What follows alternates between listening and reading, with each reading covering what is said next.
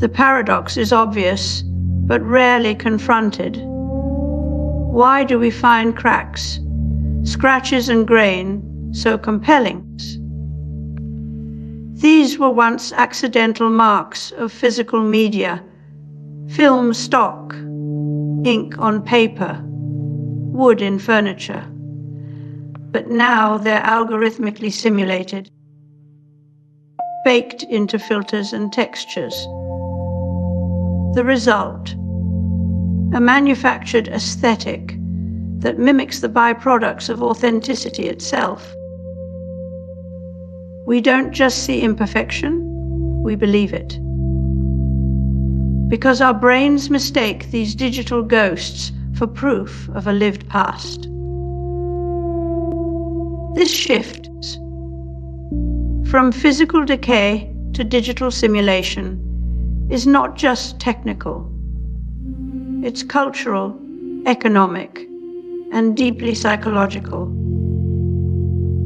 Where once artifacts aged through use, now they're born with patina built in. The past isn't preserved.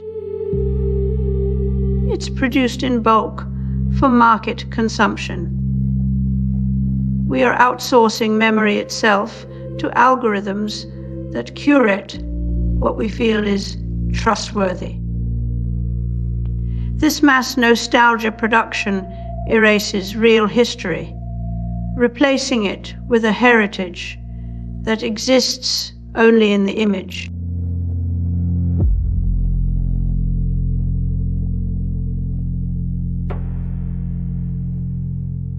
In the late 80s, we relied on analog tape machines to capture every nuance of performance, generously using noise reduction and careful track alignment.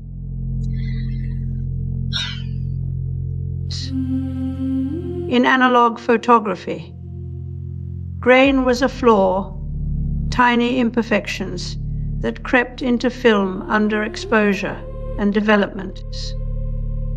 But now we buy apps to add it back in after erasing the original. The same goes for tape hiss and vinyl crackle. These once annoying artifacts have been repackaged as signs of authenticity, retrofitted onto digital workstations like aesthetic filters on a timeline. It's not fidelity they're chasing, it's familiarity, a sense that something has lived in its medium. But the past we simulate is no longer real. It's mass, produced from memory clips and algorithmic longing.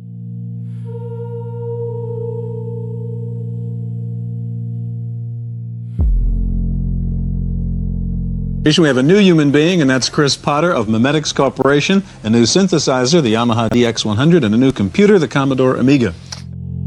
In Technopoly, as Neil Postman warned, truth becomes a technical performance metric. We no longer demand epistemological claims. We ask if it looks real enough to fool the algorithm. This is how trust works now, not through evidence, but simulations. The human soul was once flattened by photography. Today, it's flattened by bots and deepfakes. If authenticity can be coded, then so can its counterfeit. Every new detection tool births better fakers, and soon we'll need a certification system for our own memories. We return to a world where authenticity is no longer about being real. It's about appearing unknowingly real. Bots use glitches in grammar and effective cues to mimic human imperfection. The goal isn't to pass as human. It's to convince us that humanity itself has become an aesthetic choice. When AI starts curating your taste, How do you know what you like is yours or someone else's simulation of authenticity? The more we detect fakes, the better they get, and the easier it is to sell us a past that never existed. We're not just spoiling history, we're re-engineering it for brand appeal and emotional resonance. Spoofing becomes a kind of cultural alchemy. Take raw memory, add technical noise, refine into heritage. What used to be called forgery is now curated authenticity. The Patina machine doesn't preserve the past. It fabricates a nostalgia that's never been true, but always feels familiar.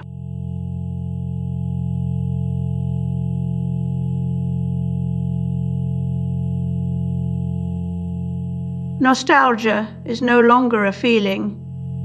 It's an algorithmic feature baked into our media architecture and designed to mimic the warmth of personal memory while bypassing the messy work of real experience. As we scroll through curated timelines of past eras, filtered for aesthetic consistency and emotional resonance, what we're consuming isn't history.